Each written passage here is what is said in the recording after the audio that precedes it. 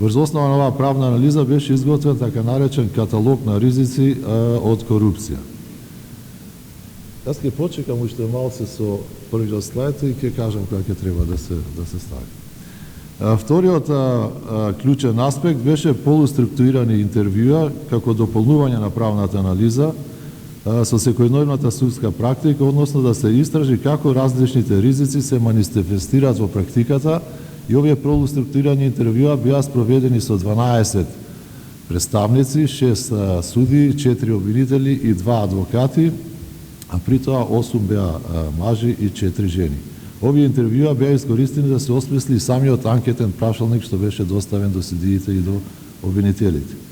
И трето, анкетното истражување на судиите и јавните обвинители беше спроведено анонимно и доверливо по пошта, се со цел да се избегнат така наречените општествено пожелни одговори, имајќи ја предвид сензитивноста на самата тема.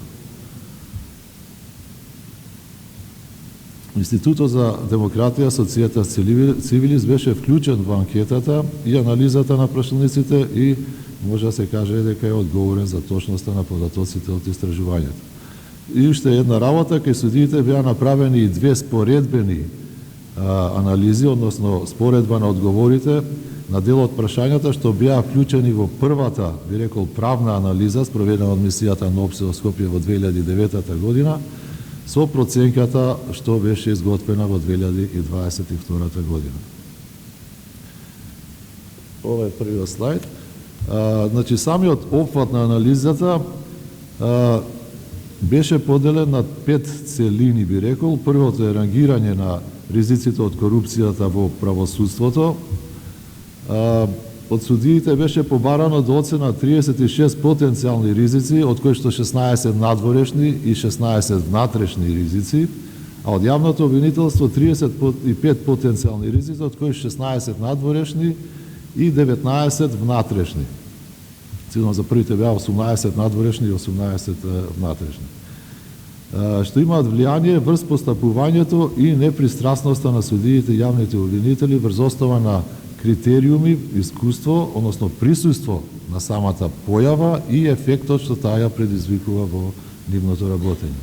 Надворешните ризици се предизвикани од фактори што се во рамките на судото и обвинителството, а тоа се надворешните, а внатрешните се во рамките на судовите и на обвинителството. Второ беше искуство со обиди за несоодветни влијанија, трето се ставовите за делотворноста на превентивните механизми, дали воопшто постојат во судовите обвинителства за превентивни механизми што влијаат на заштита од надворешни влијанија. Четврто е довербата во судскиот совет, кој што вклучува и прашања за именување и унапредување дисциплински постапки кон судиите и за независноста на самиот судски совет и довербата во Советот на јавни обвинители, кој што вклучува исто така прашања за именување, унапредување и постапки за утврдување на одговорност на јавните обвинители.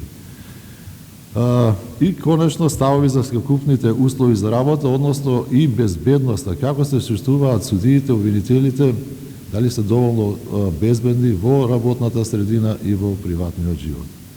За потребите на самата оценка или односно проценка, ризикот на корупција беше дефиниран како секоја практика што може да има негативни последици врз функционирањето и непристрасноста, односно независноста на судовите и јавните обвинителства.